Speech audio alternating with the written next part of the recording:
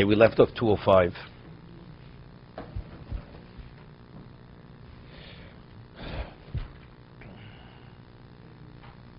We're Gimel, page 205, Halacha Gimel, Dina Yeshivas HaSukkah.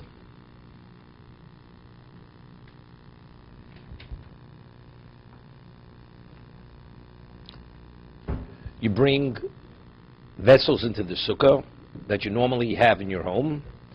You bring klei shio v'ashishus, v'kosas b'sukkah. You bring in drinking vessels and ashishus. We'll see. Go to ashishus goes afilin shecheres. Although these vessels are made of pottery, pottery when we speak about doesn't mean glazed china. We're not talking about glazed china, even though it's something pottery, which very often is not really that clean, because something which is not glazed, it absorbs whatever was previously put into it. It's clay. It's clay. Clay could be even if it was put in the kiln. Even was put in the kiln.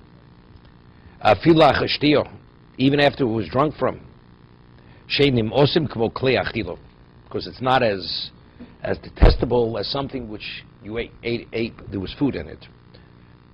See, the Gemara doesn't say that. The Gemara says the second thing he says. Once a person finishes the meal, the plate is, you're not going to put the food again on the plate. So what's the point of keeping it? Dirty plate, it's a disrespect to the sukkah. But a person who continues, even though you've drunk, you continuously drink. So therefore, leaving the glass, although it's a used glass, the person is going to drink from the glass again or the cup again, so therefore you leave it. You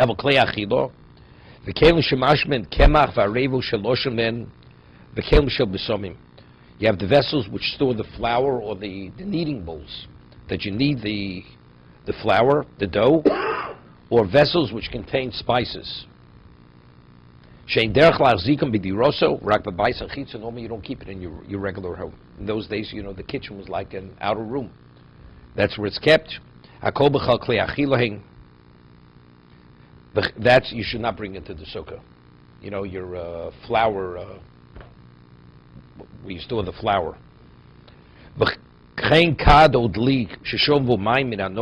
The pail that you normally draw water from the river, I call chutz l'sukkah. Because something like that you don't keep in your home, in your house. Any vessel that you normally would not keep in your residence, where you live, that should not be brought into sukkah. Somebody once went to, today, they have all these tours of Eastern Europe, You go to Rodden, you go to all these communities. So this person went a number of years ago, maybe the story goes back 15 years ago, and he went to Rodden, where the Chovot HaLevavos lived.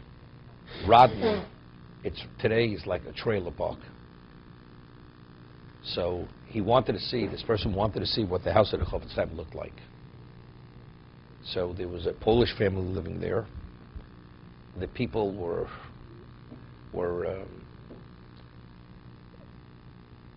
there was such squalor in this house. You can't believe how filthy the house was.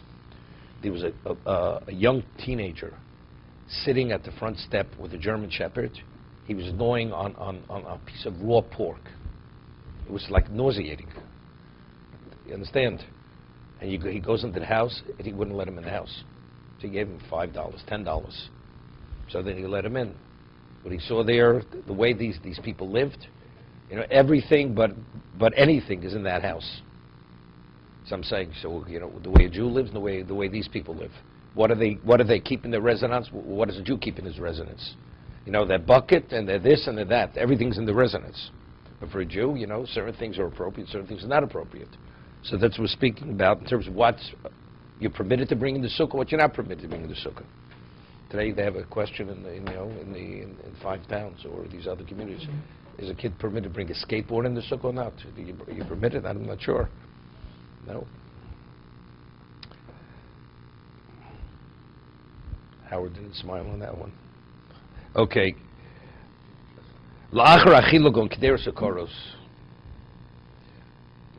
After one has eaten, like the serving dishes and the pots, you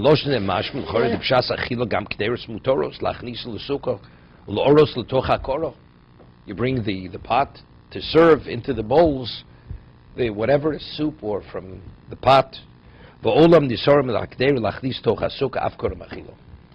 pot which you cook in, you have a serving bowl you bring.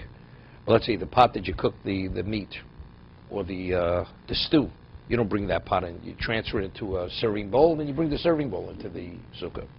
V'nir dechoshel das b'achbir b'keder b'chol gavni v'efshir d'gam das al shulchan aruch came u'befrat b'shein b'darko gam b'besul hovi akeder lo shulchano elamoro toch hakorab b'ais achitzon, meaning you transfer it from the cooking pot into the serving dish, and then you bring the serving dish to the table. What about a person, he has no choice, he has to bring the pot, cooks in the small pot, he brings the small pot to the sukkah. He eats out of the pot. Mutalach niso, chayodam. Right, communal sukkahs. Yom Tiv, the wives used to come to the sukkah. And the Lord Yisrael used to have communal sukkahs. Because it's Yom Tiv, but during the week the husband would come himself. So what he had a little pot. He used to have these pots, they used to stack one on top of another. And each course was another small pot, and you'd eat out of the pot. That's the way people used to eat. Otherwise, how do you transfer it to the sukkah? See, good, because that's the way you would eat.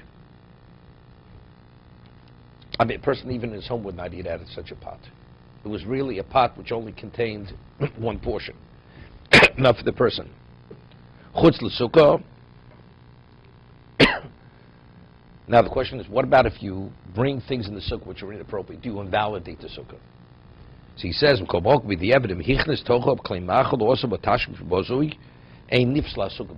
doesn't invalidate the sukkah. Although the person acted inappropriately, nevertheless, he still fulfilled the mitzvah of sukkah. The sukkah doesn't become invalidated.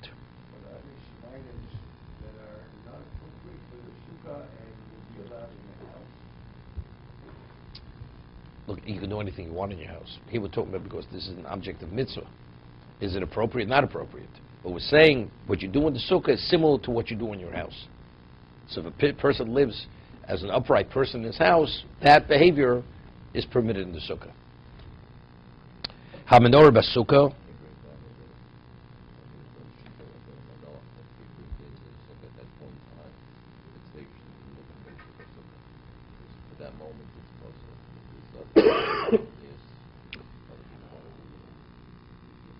Yes, rabbinically. With Loshon Arif, Kalashon Hini Mayim Bran Milchamis Yirdain Loshon Arif Shumrayo Mayim Shomor Yeroig Shkamdatu Shem Nisel Cloud and Ken Yishlon Gimel Rishon Meg Rabbeinu Manoach. Therefore, he rules La Loch. You could even say the bracha. Okay. So why would you even do this?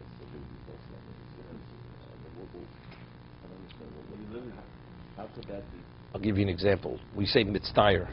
If a person is in a state of discomfort, the sukkah is not classified as a sukkah at that time, right? No. But mitzdayer, it's a bracha levatol. A person says a bracha in the sukkah when he's mitzdayer. So you have two people. One person, he's in a state of discomfort. The other person is not in a state of discomfort. One person says the bracha. The other person is a bracha levatol if he says a bracha. The other person, he's not in a state of discomfort. He doesn't say the bracha. Person is sensitive, let's say, to smell. Right? The Gemara says you should not use certain kinds of schach, although it's vegetation, because it gives off a bad smell. Shouldn't. Let's say a person is very sensitive to smell, and he can't tolerate it. That person is not permitted to stay in that sukkah. Another person is oblivious, doesn't bother him. He's permitted to stay in the sukkah. So you'd think, why? Because it's not came to duru. In your residence, you wouldn't. So if your residence, this is not the way you would behave. So maybe it's not came to duru. So maybe that would be a reason the sukkah should not. It's like it's raining. It's not came to duru. That he says no. The sukkah itself is came to duru. You happen to do something which is inappropriate. That's the discussion over here. Did we do something inappropriate in your house? You don't. Person doesn't do that. If someone does something inappropriate in their house, it's still a residence. It's still a house. No, it's still a residence. Still a residence. Why isn't it? No. Again, we're talking about the way people behave. A person doesn't behave this way in his residence. You have one person, he lives like whatever. He still has the newspaper that when he was bar mitzvah. It's 40 years later. Okay, his house is stacked up, right? Okay, The person, that's the way he lives. But the average person doesn't live this way. So how do you class, what is a sukkah? It's like we call bottle taiti tzikolodom, the Gemara says, right? We had earlier, if you have a sukkah more than 20 amos, and you put bedding on the floor to raise the level of the floor, what's that? Even though for you, the bedding is meaningless. The sukkah is not valid. Because the average person sees the bedding on the floor, same thing. Well, I don't mind it, but the question is, what is the average person? How does he see this? It's not a livable situation. Okay, so the Mechaber says, he quoted a Gemara, if you have a small sukkah, the candelabra should be outside the sukkah, because there's a concern it'll actually ignite the sukkah, burn it down. It's a large sukkah, it's fine. Let's see the Mishna Berura. Chutz l'sukkah, m'komo b'di'evet imichnis, and further. Hamanor b'sukkah, haminug shel lohachnis, ner shel cheres l'sukkah. Kein mekedo shel cheres, afil chadosha, en kedai kol kach. If you have a tallow candle, the fat, it actually makes things very messy. You shouldn't bring it in the sukkah, because it makes things messy. And he says, and if you're dealing with a earthenware candle, a clay candle, again, it's not glazed. Also, right? I mean, the Gemara's Mishnah tells us you have ner shel cheres, ner yoshon. It's muktzah machmas mius, right? It's a type of muktzah. It's something which it soils your hands, right? Because it can't be cleaned, right? Mishnah speaks ner shel mateches, ner shel cheres. If it's chodosh, then it's not muktzah. It's muktzah machmas iser. But if it's yoshon, it's muktzah machmas mius. Something mius means it's detestable. It's a different level of muktzah. So he says, therefore, even a chadosh you should not bring in, because when it becomes saturated with the fat or with the fuel, or mitzubin b'kunya. What about if it's covered with kunya is lead? Din zchuches yesh lo mutter, because it can be cleaned. It doesn't absorb into the material itself. It's not porous lead. It has a lead covering. Or kunya could be maybe tin. Although it's not the most minimum size, the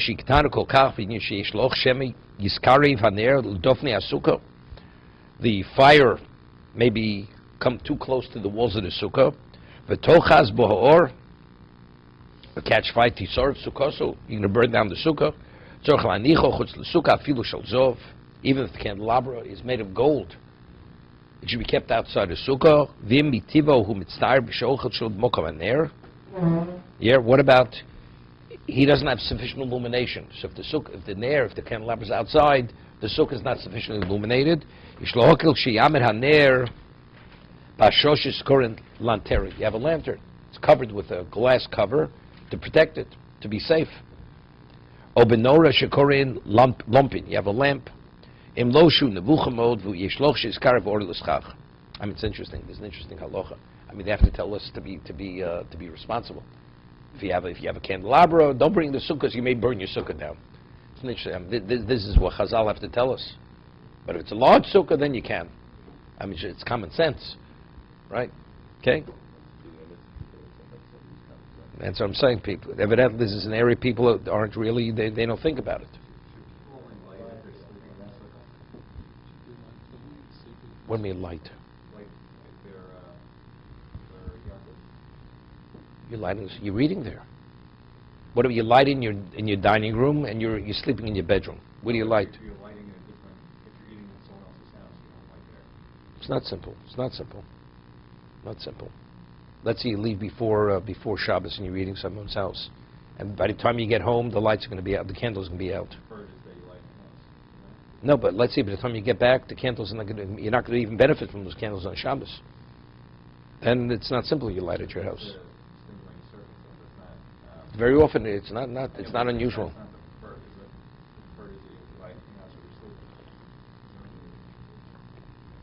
Sukkah is more. First of all, the sukkah is an extension of your house. You have the sukkah built right outside your house. If it's on your deck, definitely. It's another room. It's another room of your house.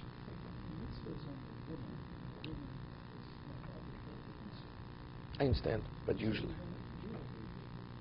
No, but the woman is also eating. Your wife is eating in the house in the sukkah with you. So where do you light? Do you light in the house? Do you light in the sukkah? You light in the sukkah. right? It's like the sukkah becomes your dining room. Normally you'd light in your dining room, so now the sukkah is on your deck, on your patio where you built the sukkah. It's an extension of your house. That was in the days where you need to Chovos HaLevavos with a light. But now you have an electric light. Yeah, but what do you say the bracha on? You say the bracha on the candles that you light. You don't say it on the electric light.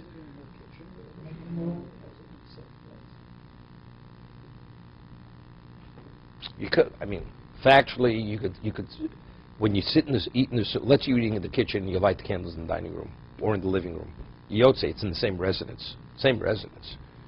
Your question is different. It's a different location. That's what I'm asking. Yeah, but that has no relevance to this discussion over here. How about a Shabbos fortnight invite to someone else's house?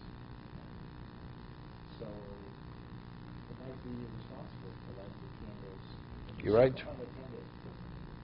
You're right, 100%. You light them out. Some people even leaving it at their house without a sukkah, it's irresponsible. Many case stories where Manhattan person's curtains caught fire. They weren't there, and they was too close to their curtains, and they had a fire. It has to be supervised, attended to. In that situation, you would light at the people's home that you want to. You would light your Friday night lights there. When you light a yard site candle, it's a 24-hour candle, so you're not watching it. So usually you put it into something that even if it should burst or whatever it is, it's contained, right? You put it on a metal tray or in a bowl or something okay? So you light it and make sure you light it in a responsible way. You put it on a stone counter or whatever it is. Also, so what? I mean, you light it in your kitchen, in the middle of the kitchen room. It's on a stone base. You don't have to worry.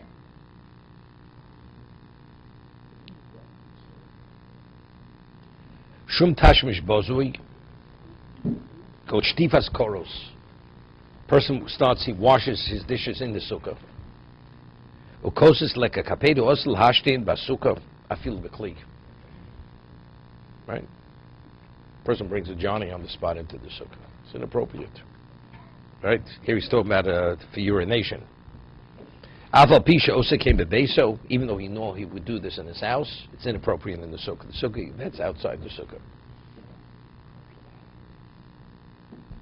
Okay, let's see the Chovos HaLevavos.